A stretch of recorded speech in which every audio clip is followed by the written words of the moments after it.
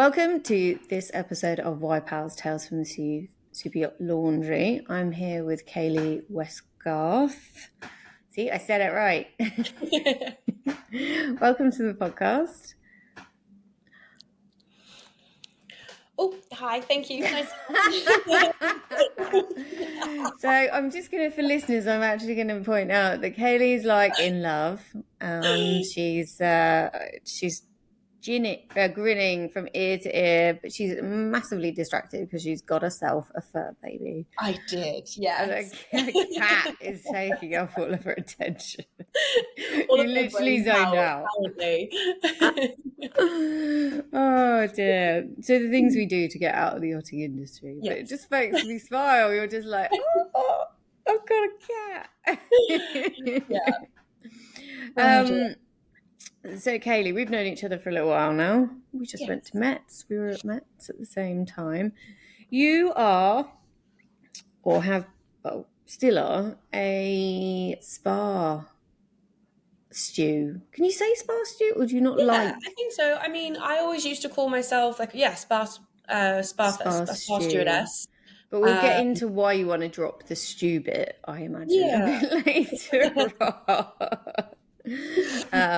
But yes, you are a spa stew, but you're also heading up a company, Coral Consultants. Is that correct? Yes, Coral Spa Consultants. Coral Spa Consultants. Yeah. So yes, I've not had a spa stew on the podcast before. I'm very excited about this. Just wondering how many great stories you got. Probably that would be quite interesting. A couple. But obviously we have to start at the beginning. So what was Kayleigh doing before you found Superyachts? I got quite lucky. I left college, so I knew what I wanted to do from the get-go in regards to massage and beauty. So I went straight to college to do that. And then whilst I was in college, we had a visit from Steiner, which is the spas on cruise ships. So I actually joined cruise ships at 18. So started out in the marine industry, maritime industry, but obviously just in a different area of it. Cruise ships is quite intense, eh? They're like you work for your your money. Like they're quite long shifts, like a bit relentless. Is that correct? Yeah, and if you're not especially in the massage and in the spa, if you're not working, you're not earning any money because it's all commission based. What? Really? Yeah. So, I mean, I was 18. I was fresh out of school. I had no idea what I was doing, and did a 9-month contract on board a Royal Caribbean boat, and was doing kind of 8 to 10 hours of back-to-back massage a day because I was on a massage column. Which at that age and kind of without knowing what I know now about looking after my body was a lot. But definitely kind of put me in the headspace of kind of travel and exploring and all that side of things, and set me up really well actually for the rest of my career. So as much as I have a lot of complaints as to how cruise ships are run in the spa, it definitely did give me a lot of life lessons and kind of started me off really well. And I probably wouldn't be where I am if it wasn't for that. I think there's an awful lot of value into working that intensely, especially with, because I see massage and beauty as a trade. Yeah. So you need, in the early days, you need that intensity and that relentlessness to keep repeat. So you get better and better and better. But obviously, physically wear and tear on your back. If you're not looking after yourself, How did you, what were your, obviously when you got the job on board, was it just all excitement or were you a bit nervous? Were you a traveller by heart? Pardon? Were you a traveller by heart? Were you always wanted to travel? I honestly I don't think I'd really thought about it until I'll always be grateful for them coming to our college to do a talk because none of my family travel. I have a very kind of, other than I have an uncle and auntie that travel, but other than that, my dad doesn't like flying. My mum, I think she stepped on a plane for the first time in her 40s. So I'm kind of the black sheep of the family. I'm the only one that really does it. So Black cat. it wasn't so it wasn't something I really learned about myself until I joined cruise ships and got over the initial terror of it, because I was the youngest crew member on board of like out of 1,000 odd people at the time. Wow. So yeah, That's quite a lot. It's quite an extent. I've got a stepson that did the cruise ship, so I've heard the tales of what kind of goes on. But they do get their money's worth out of you, kind of thing, with the shift patterns and whatnot. So you did the cruise ships. What happened next? cruise ships. I then came home for a bit. I did spas at home. I worked for. I live in kind of South Wales, Forest of Dean area. So I actually started working for a spa called the Celtic Manor. It's like a golf resort, and I actually worked there during the 2010 Ryder Cup, which was quite cool. And then I did some ski seasons doing massage, and then I got contacted by. She's actually since found out she was the wife of a captain, and she's amazing. She's kind of does a lot of bits and pieces for the industry, but she reached out and was like, would you like to interview for this role? We found your CV on a spa website. And I went to London for an interview, had no idea what I was interviewing for, and somehow got the job for a new build, kind of 80-meter new build as a spa stew. And they paid for my ENG1, my STCW. Wow. Yeah, so I kind of just stepped in and kind of turned up and was like, oh, that's the yacht. That's really, because like I said to you before, like I mentioned before, I do see it as a trade. So, being able to do massage and beauty and stuff like that, you have got the option to travel around the world. I mean, being a hairdresser used to be able to get you residency in Australia. That's mad. Yeah. Back in the day when I traveled to Australia, one of the things that they needed desperately is obviously everybody had mullets and they needed to rectify it. So you could be a hairdresser and immigrate to Australia. Like that got you enough points. I'm like, that's bonkers. But your cat's chirping up. So obviously you kind of. Would you say the places that you worked were like the same kind of clientele as a yacht? You kind of ended up working in kind of the higher end hotels. I'd say sometimes the Celtic Manor, it's a bit of both. When the Ryder Cup was on, yes, kind of quite a few kind of famous people and obviously golfers and all of that sort of thing. But then it was also kind of a mixture of just your normal day-to-day people coming for a spa day.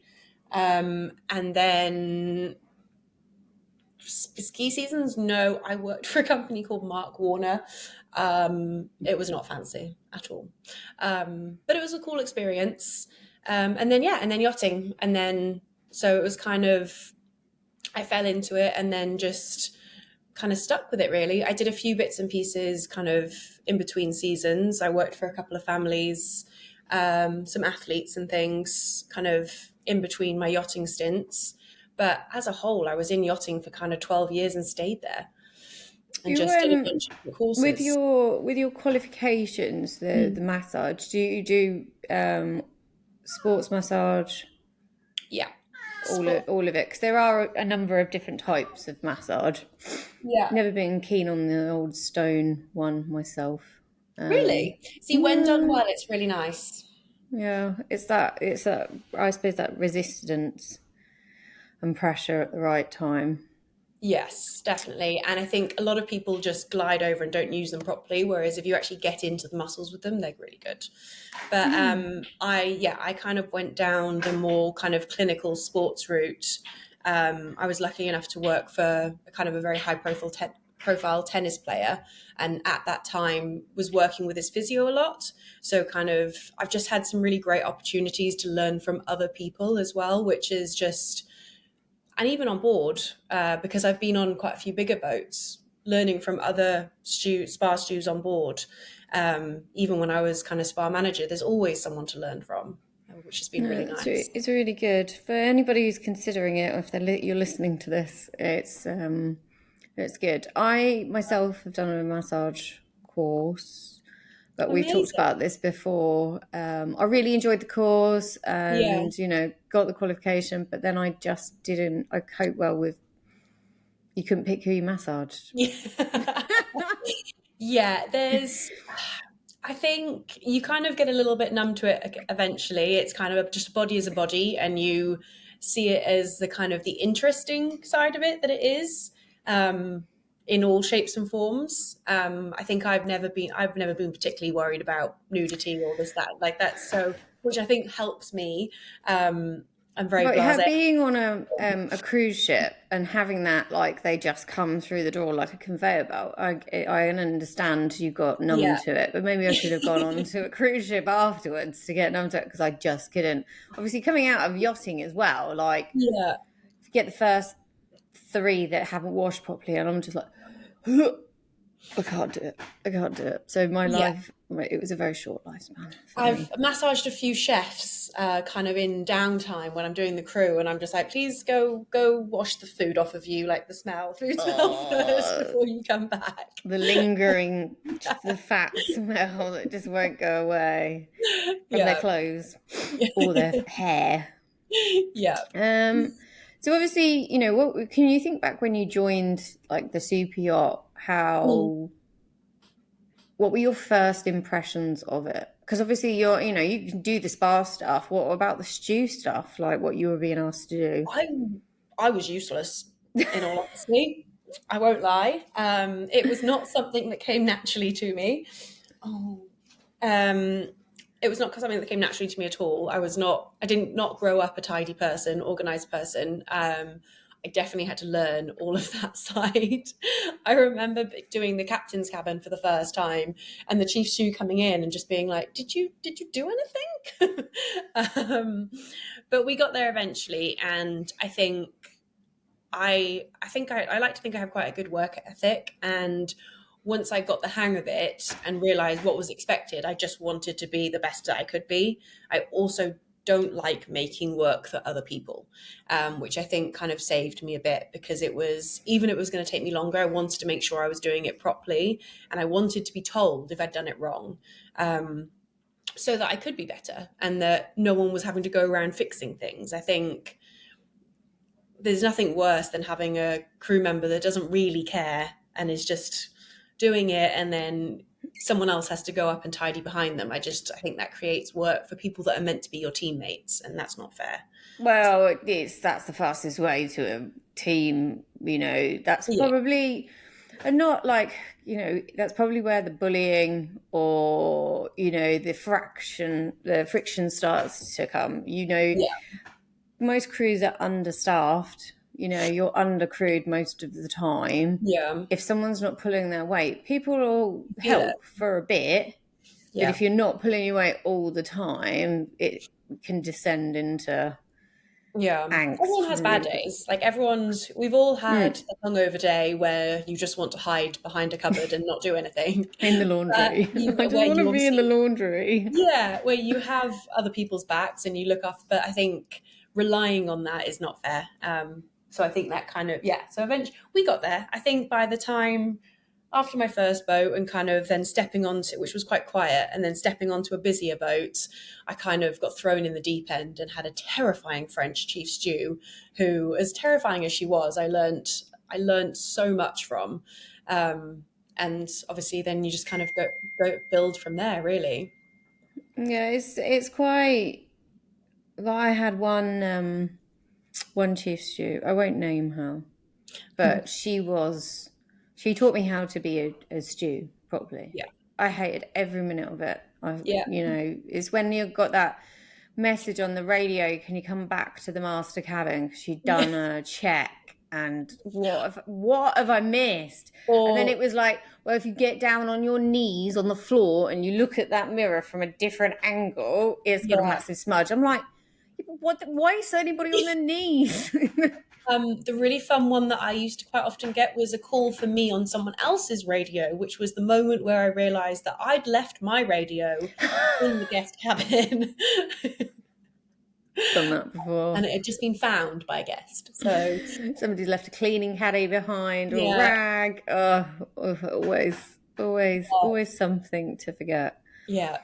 So obviously having your cruise ship experience, you would have thought it was a holiday on a yacht, no? Did it feel it was just different. Yeah, different, because I think you were still working just as long hours. I think obviously the difference was I wasn't doing as much massage. I think I'd almost lost my love for massage on cruise ships because like you pointed out, it's a conveyor belt.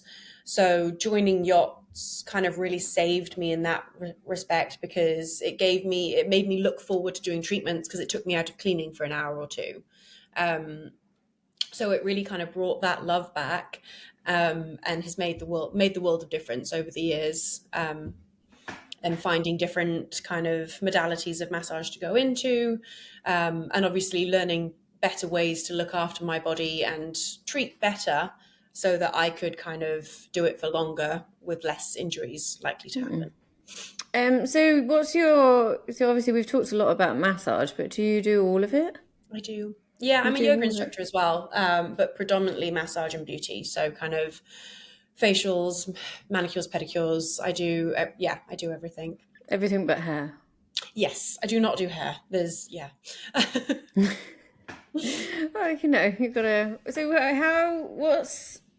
obviously when you are in part of the interior, you interact with the guests quite a bit, but obviously as a spa studio, it's a little bit more intimate, I guess. Yeah, for sure. Had any weirdos, or is everybody who charters a yacht just lovely? I've been very lucky, I think. I've always had very, very nice guests. You get the ones that just kind of walk in, strip off, jump on the bed, and they don't speak to you. So you're like, okay, I'll just guess. We'll figure this out together. You get the ones that are kind of they know exactly what they want, and they have zero interest in changing from that set kind of routine that they're used to, again, which is fine. You just adapt. I've had a lot of very, very hygiene conscious guests. I once had to spray myself in Dettol because she saw me pick up a towel prior to her treatment. What, like head to toe? Well, it was pretty much, she told me to go wash myself in Dettol, so we kind of went into another room and just did a couple of spritzes to make it look like so I smelt of Dettol. So I wore perfume. What did you touch? Who had the other towel? Literally, I was helping the housekeeping team. I picked up her towel for them to give to them, and she saw me do it before her massage. And oh, what does she think of the other guests? Jesus, don't. It was her own You've touched towel. her towel. I know what she's got. It was her own towel. So this was the other side of it. That's quite mad. It's quite. You had lots of odd requests.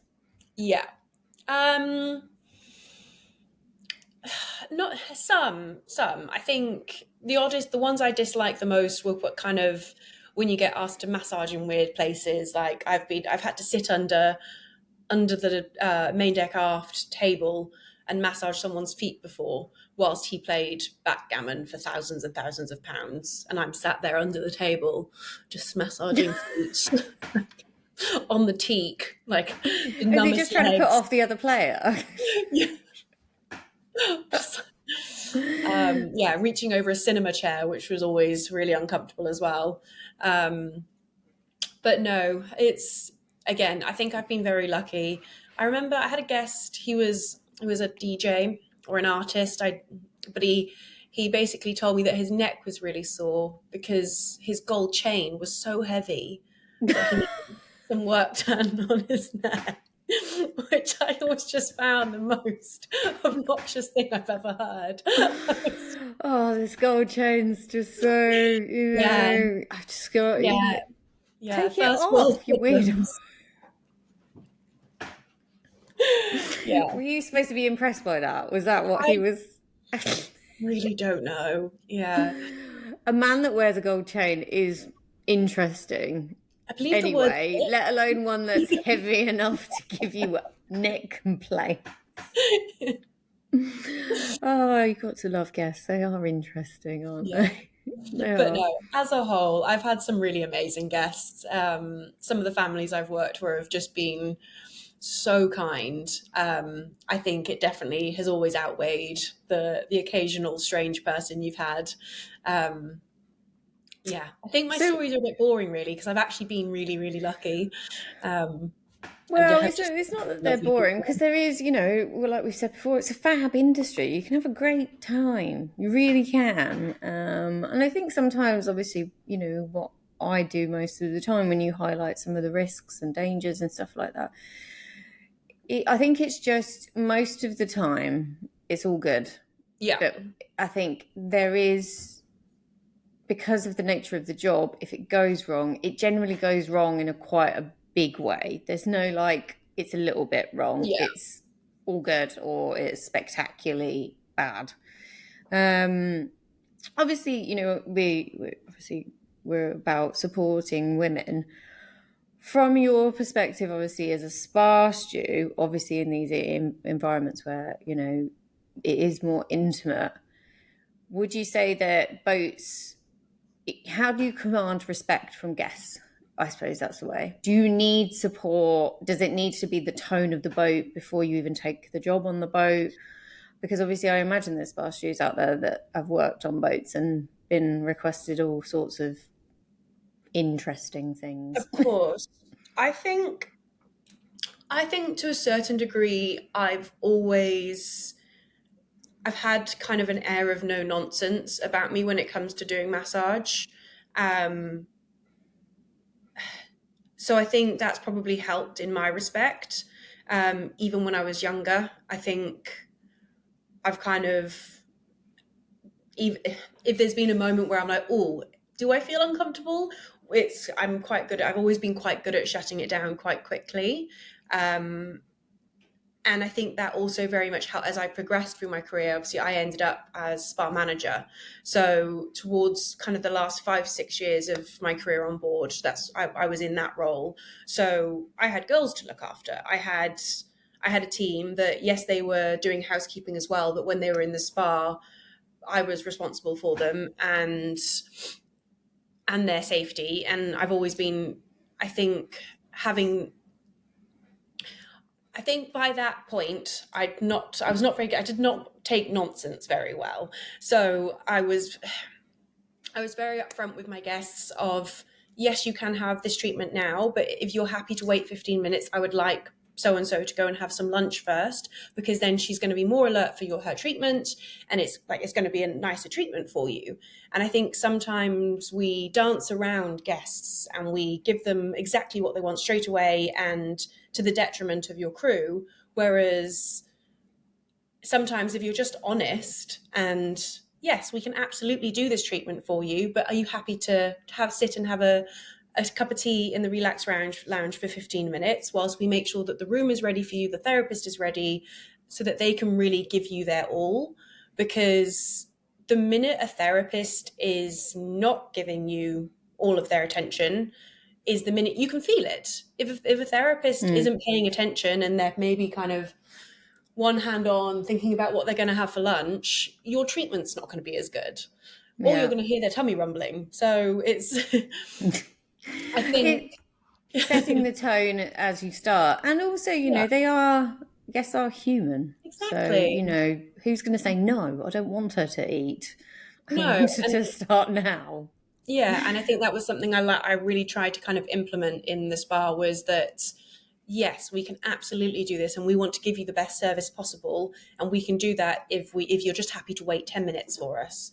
And I think that kind of, one, it allowed the girls to kind of feel a bit more comfortable, in knowing that kind of, and if they weren't comfortable, then I would step in and be like, if you're not comfortable doing this, I will do it. Like, I would rather that than you feel in that position at any point. But yeah. Have you ever been offered any kind of, you like, that job sounds dodge? No. No, once I'd say, but even then, it wasn't. It was kind of very quickly. Do you know what? I'm going to step away from this. It was more just because the guests liked. They kind of pointed out that the guests like to kind of have treatments at all times and in their cabins and all these sorts of things. And I'm like, on a massage bed in their cabin? They're like, no, just in bed. I'm like, do you know what? Like, I know that having your feet massaged at the end of the day, like before as you go to sleep, sounds lovely, but I'm not in that place that I want to accept this role. And like, if I'm going to do this, I want to be doing this properly. So, and I think I was spoiled in that I had the ability to feel comfortable saying no, but and the experience behind me that I was happy to say no to those things. Yeah. So it sounds like you were quite confident in yourself at the get-go, and what being a masseuse and spa, like you're confident in your trade, and then that kind of carried on, that professionalism carried on board. I think so. Could you highlight what were a couple of your highs in the industry, and what would you say was like kind of pinch yourself, like, is this actually happening kind of moment? I did the build of Cloudbreak back in 2016, I think. During that, when we did the first kind of season, once we launched, we got to do Iceland and Greenland, and kind of all those very cool places, which I'd never imagined kind of seeing or doing before. And especially Greenland was very cool because we got the opportunity to take a helicopter to set up lunch on an iceberg, essentially, for the guests, which was just incredible. And kind of just in general, doing treatments throughout that kind of period was, you'd kind of look out the porthole in the massage room and it was just incredible. I did a lot of freelance stuff for Plus Ultra, and the family that owned Plus Ultra at the time were just one of the most amazing families I've ever met. And the crew as well were just incredible. But we also got to do Alaska. And the family would kind of rotate through taking a couple of crew members out on their day trips. So got to see some really, really cool places. So I think kind of things like that were definitely up there. And just getting to know some really amazing kind of like guests that were repeat clients, especially when I was on Fox, because I was there for 4 and a bit years. So I think, which meant that we had some kind of multi guests that would come back. We had charter guests that came back a few times and got to know the madame. She would come in and see me for 2 hours every day, and you end up just building a rapport with some of these people. 2 hours every day. Oh my God. She had her anti-aging facial treatment and her anti-cellulite treatment every day. Did it actually work? Like 2 hours every day for like 3 weeks or whatever it is? That's an intense. I think for her it was more the connection, and she was one of the most wonderful ladies I've ever met. She was truly fantastic. I think she was a bit older, and she would kind of spend those 2 hours chatting and confiding to me, and I think she just wanted someone to talk to, really. And it was just really lovely. And it was her that used to kind of, at the end of every trip, would buy all the crew gifts, and she'd go out and handpick these things that she thought would suit. Yeah, it was just, you just meet some really lovely people. I think everyone likes to focus on kind of those horror stories and the horror guests, and then into kind of dropped in between those, there's always these really beautiful people that you get the opportunity to meet. And that was kind of always some of my highlights, especially when they kind of they're like, we trust you, create us a treatment program, and that's what we're going to do these next couple of weeks. Well, I trust you. You can create a program for me. I'll come spend 3 or 4 weeks. You can work on this if you like, for as many hours a day as you want. Yeah. It is, it is true. You do, they're just people at the end of the day, and you get really nice ones and, Yeah. some not, but it's more, like you said, it's more positive. Otherwise, we wouldn't keep doing it, Yeah. So why would you bother if it wasn't nice? Yeah. So, did you have any struggles or lows that you remember? What challenges? Yeah, I think definitely over the years there was a point where it would have been about 2015-ish. I was on a boat that I really wasn't enjoying. Sorry. I was on a boat that I really, really wasn't enjoying. I didn't gel with the crew. I think comes with the nature of the job. I'm quite a touchy-feely person. I react very well to kind of hugs and daily kind of tactileness, I guess. And it wasn't a crew that was particularly like that. And I didn't connect with anyone. And I kind of got to the point where I was like, I don't know if I can do this anymore. I kind of thought that it was me kind of done with yachting. So I actually ended up I left. I did a season on there and handed in my notice and went and lived in Costa Rica for the winter because I just needed a break to kind of reset and remind myself why I was doing it and if I even wanted to kind of still be doing it. Why Costa Rica? Don't get me wrong, it sounds lovely. Yeah, I went and did massage. I worked at a retreat center for the winter for about 5 months. Wow. Worked at a retreat center, and did massage and taught yoga and just watched sunsets and was up for some. It was just the reset I needed to kind of remind me what I enjoyed about my job. Because it was a boat that I really, really wasn't happy on. And I think, oh God, is she going to climb that curtain?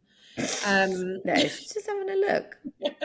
But we'll keep it in if she does. That'll be one of the outtakes of this podcast if she does decide she's climbing the curtain. But yeah, what was obviously you took a job at a retreat for kind of a break. That doesn't sound like a break because you're still working. But what is the stark difference between working on board and then? Because when I say working, it was a retreat center that I had been to a few years before, had made friends with the owners, and they'd basically said, if you're ever here again, we'd obviously love to have you, da da da da da. So when I realized that, I was like, I'm just not in a good place. I realized that I was getting into some like toxic habits that I think quite often happens in yachting when you're not happy. You either drink more than you're used to, or all these different things. You kind of, and I think when you're not happy, obviously in a close crew, or when there's a smaller crew, it's very obvious, and it's hard on other people as well. So I took myself out of the environment. But yes, I was maybe doing 2 or 3 massages a day. I went with savings so that I didn't have to. I was working because I wanted to be working. I was doing massages I was doing massages on an outdoor pavilion in the jungle with howler monkeys around me, and I mean, I just don't see that's working. I just happened to get some money at the end of it. It sounds like that it really is your passion, like you said, you knew from the start, and they always say that the trick is that it doesn't feel like work. Exactly. Well, that sounds horrendous. Like, I don't, where's the retreat? Send me the address. Honestly, like literally. See whether Tim will let me go. Yeah, massaging these beautiful yogis, like it was. That sounds. There was a few like Brazilian jiu-jitsu. We'll put the address to the retreat in the bio of the podcast, ladies. Obviously, if you needed a break. It was really. Do you know what? It was a really hard time for me. Tough. Sounds like you were slogging it out. I feel very, very sympathetic for you. Can you remember a moment on board where you were like, I'm going to start thinking about leaving? Yes. Absolutely. It was actually before COVID, kind of about 6 months, like that kind of 2019. I'd started kind of preparing myself that, right, this is my last year. I'm going to spend this year saving. I'm going to be doing charters because I was on 2-2. So I was like, right, I'm going to be doing charters on my off time. Everything that I kind of earn is going to go into savings, and I'm going to start building these plans because I already knew that I wanted to do spa consulting. So I started thinking about a logo and what that was going to entail, like who I needed to reach out to. Is that And because of then, doing spas on new builds? So you're like yes, that's, yeah, obviously you because enjoyed that. yeah, it was noticing the same recurring problems each boat I joined. Um, and it just felt like, even on Fox, I joined very, very early in the build.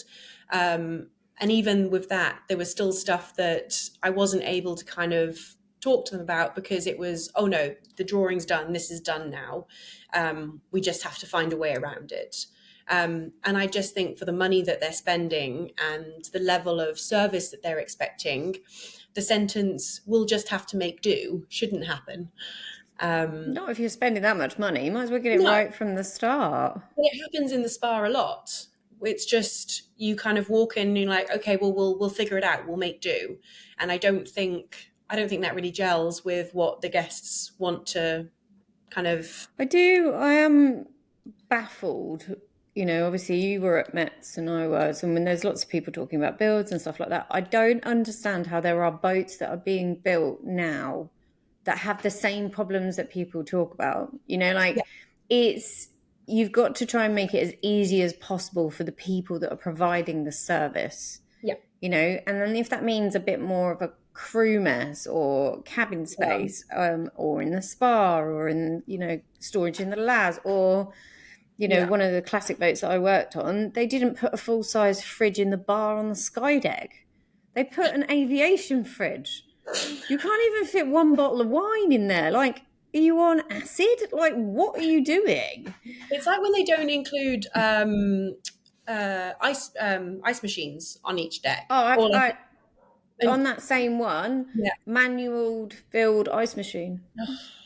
Brilliant idea. yeah, Absolutely brilliant. yeah, It gives out 5 ice cubes because it's so small, but to get the 5, you've got to fill it up. Like, honestly, the Sky Lounge looked lovely, yeah. but it was the most impractical, Yeah. useless space on the boat.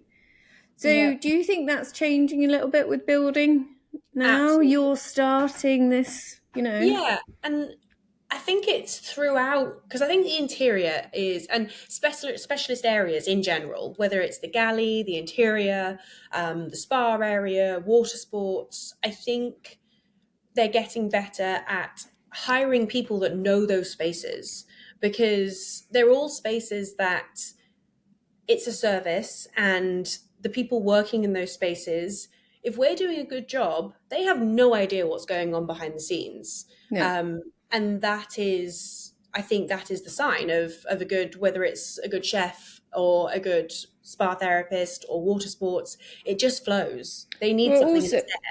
well, like what you said though, if it's not a comfortable space Yeah, for a spa individual to work in, the guests will feel that because you'll yeah, be stressed out and annoyed.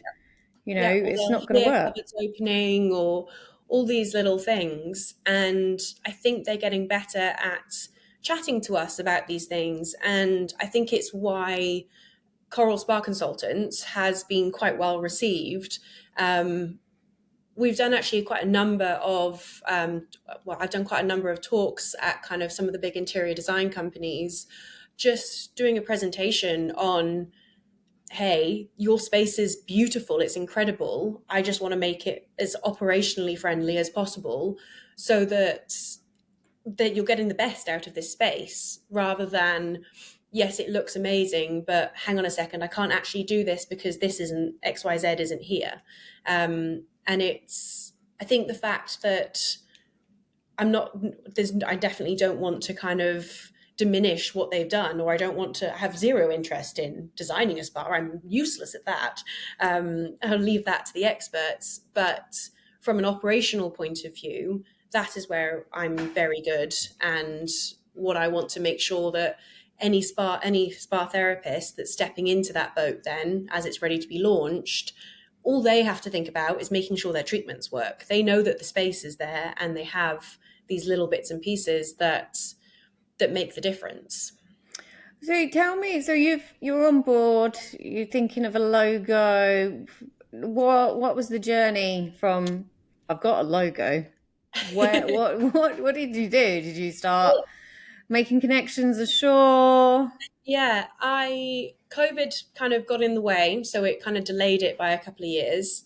I ended up staying in yachting for until the beginning of 2022 in the end, which was kind of a year-ish later than planned. But I basically started reaching out to kind of old projects I'd worked with, kind of going through my kind of contacts and just making a list of, okay, these are people I can look at contacting once I have a business plan in place. Who can I kind of maybe say, like chief stews, that I was kind of thinking small, I think, at that point. And just being like, okay, I can do freelance in the interim whilst this is kind of getting up and running. But I can also maybe, I think the first year, myself and an old crew member, a friend of mine, we went to Monaco Yacht Show, and we just kind of went around and just tried to introduce ourselves to people and explaining what we do and what I do and all these sorts of things. With not much luck at first, in all honesty. It's a difficult industry to crack at the very best. You know, it is challenging. You've got to have the right connections, and also, you know, like anything in life, you've got to kind of prove yourself in a way. You know, like you're not just a spa stew anymore. You've got more input to give. Yeah, I'm not a natural entrepreneur either. Like that sort of thing doesn't come easy to me. I think the best thing I ever did was reaching out to Ed at Gym Marine. Love Ed. Yeah, and he really took a chance on me, I think. And obviously it's worked out really well, and it's kind of, he was able to introduce me to a lot of contacts, and we kind of obviously developed it into Coral Spa together. And I think the good thing is that essentially it is very much the same service as Gym Marine. Well, they're linked, aren't they? You know, most gyms have a spa. So, you know, the marriage made in heaven, it makes practical sense. The one supports the other. You do a tough workout and then you take on into the spa. Yeah, so it worked really well. And I think within the first 6 months, I was doing a 100-odd meter, I think 110 meter new build with him, that we did the whole spa setup for, which was just incredible. And obviously, because of his connections, I've been able to speak to a lot of the interior designers, and that's kind of where we are able to make the most difference. We work from different stages of the build. We sometimes work very early. Sometimes we only get involved when it comes to the crew. And obviously in those situations, it's more kind of small equipment and the product recommendations and kind of giving suggestions to the chief stew as to, okay, you haven't hired a spa therapist yet, but this is what could work in this space. This is the list of things that I would suggest you need. Once the spa therapist is on board, feel free to reach out again and we can kind of tweak it. But it gives you a starting point. So the chief stew who has 10 million other things on their mind, we're taking one of those things off of them, so that they can concentrate on the rest. And then with the interior designers, we can actually look at the floor plans. We'll look at the GAs and, okay, have you thought about how much space you actually have around this bed? You want to be able to offer all of these treatments in here, so why not think about a multifunctional bed? Or just these things that when you look at them early enough and you can think about the plumbing and the placement and the fact that certain things have 12-week lead times, and the spa therapist isn't arriving on board and then having to order things from Amazon and then hiding them every time the interior designer comes on board. So obviously you've, what is it, 2 years now, Coral Spa? Yeah. Yeah? It'll be 2 years in April. 2 years in April.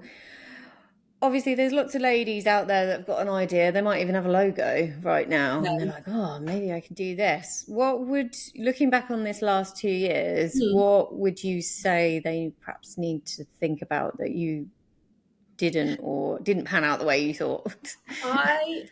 My biggest regret, well, not regret's the wrong word, but my biggest thing I wish I'd kind of been more on top of at the beginning is the contacts.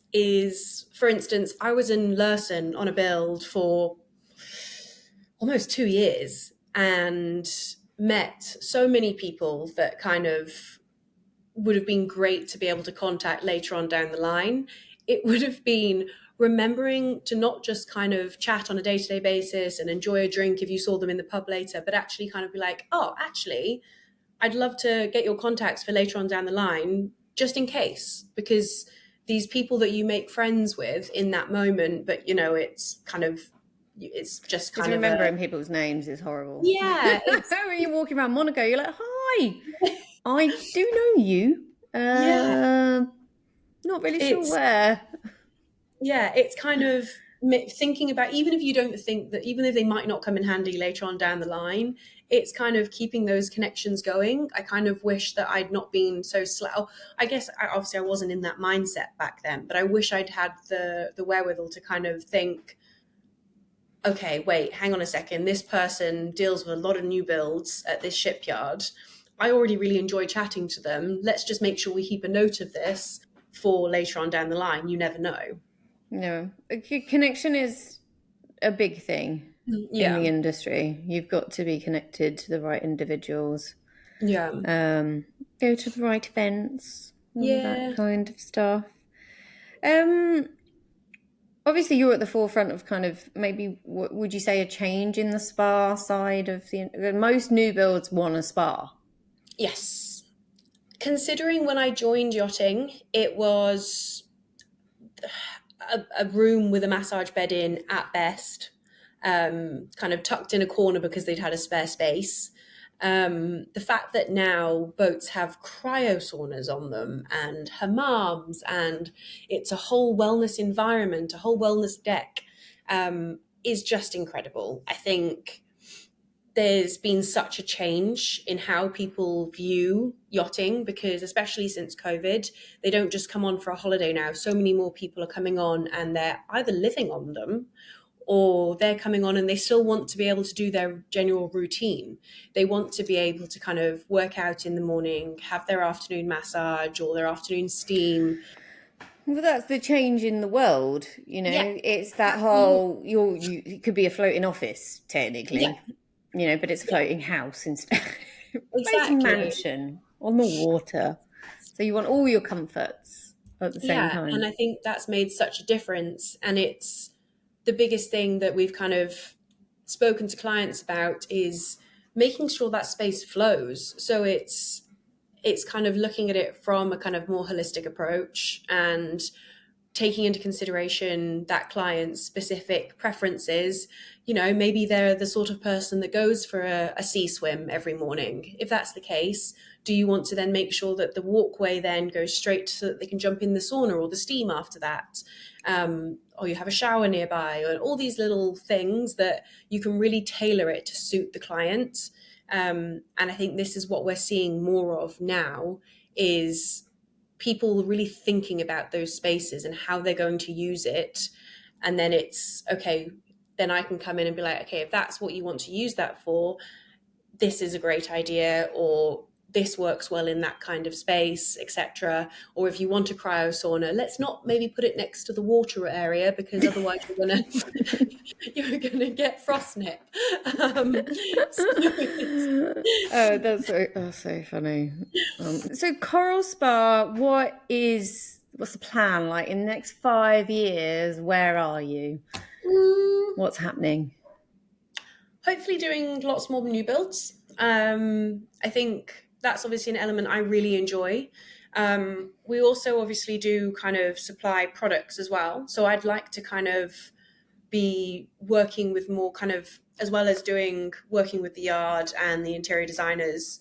I really love the projects that then we end up working with the chief stew and the kind of the interior team and helping kind of decide on like their product ranges and, you know, kind of getting them samples sent out and that sort of thing. And I'd love to be doing more of that so that it's kind of like we're helping with the whole process and you kind of see the end result, which is really nice. We're also talking with Paragon Studio about potentially kind of creating a portable massage bed, because one of the big things we've found is that all the manufacturers we work with, it comes in one standard finish. It's whatever the wood is and whatever their upholstery is, and that's it. It's ready made, which is great because it means they're ready very quickly. But so many of the interior designers, they want it that certain shade of cream or that.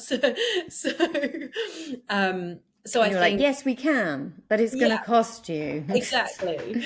So we're looking at potentially seeing how feasible that would. I think that would be a pipe dream for me, to be able to come out with something like that and a massage bed that's comfortable and also looks beautiful and all these sorts of things. But that's a long way down the line. Way down the line. For now, I'm just really enjoying it. I obviously do the occasional hands-on bits and pieces here and there, which I really love too. But yeah, just kind of growing. And obviously Ed from Gym Marine, Ed is, I mean, he's incredible. He's an incredible businessman and incredible entrepreneur. And I think it's just a matter of learning from him really. And just, yeah, I mean, I feel very grateful that I have the support of him and the team who are also just as great. So I think I landed on my feet. Which is the only way is up. The only way is up. It's very, very exciting.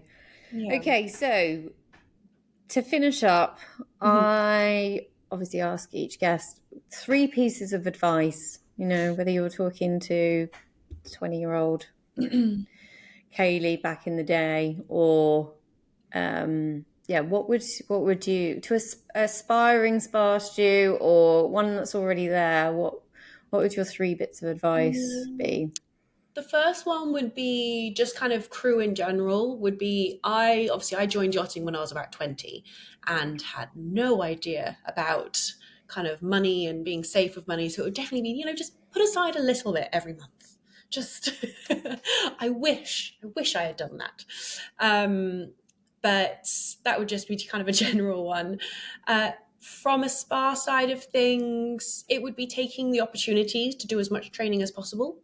I think obviously focusing on the bits that you enjoy and want to learn, but I think all it does is make your CV look better. I think part of the reason I got quite lucky with positions was because I did have multiple things that I was trained in. And I think that obviously kind of, it makes you more desirable as an employee on boats. And finally, I think take the time to look after your own body would be, I think when I didn't work out at all when I first started in yachting. I didn't even own a pair of trainers until I was about 26. But I think that I noticed a considerable difference in my kind of health and mental well-being when I started kind of just taking, even if it was just doing a 30-minute something or other that someone had written for me on my break, or kind of whether it's yoga or workout, but just looking after yourself and your posture. And that as a spa therapist, even just as a housekeeping when you're making beds, I think it keeps you healthier in the long run. And the earlier you start that, the better. think that would be my final thing. Sound advice. And if you're on a boat that's got a crew gym, you know, you've got no excuse really, have you? No. And even if you don't have a crew gym, even if it's just taking 10 minutes on your break to do some stretches, I think, as much as I definitely struggle to remind myself of that sometimes, I know when I do it, I feel better. Good.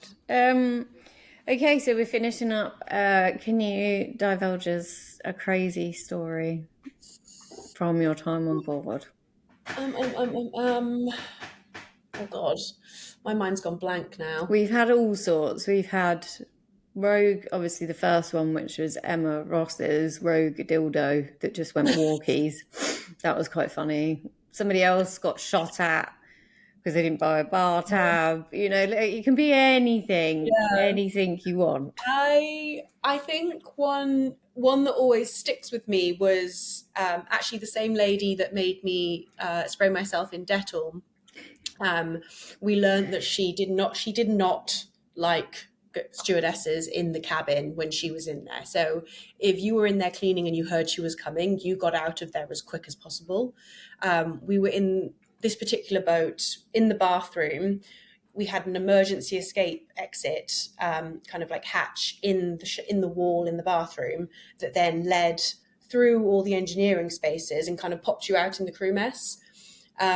We basically didn't realize she'd come back, heard her in the bedroom, and me and the other girl that I was working with kind of really quickly grabbed all our stuff, climbed through the emergency exit, and we're there crawling through the engineering spaces and just popped out with all of our stuff, just being like, no one warned us to run away from this guest. That's a bit extreme to make sure that the guest is happy to go through, because those spaces are quite small. You'll be like...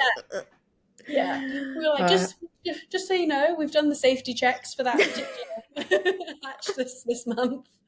That's they work. The things we do to keep guests happy. It's just mad. It's just mad.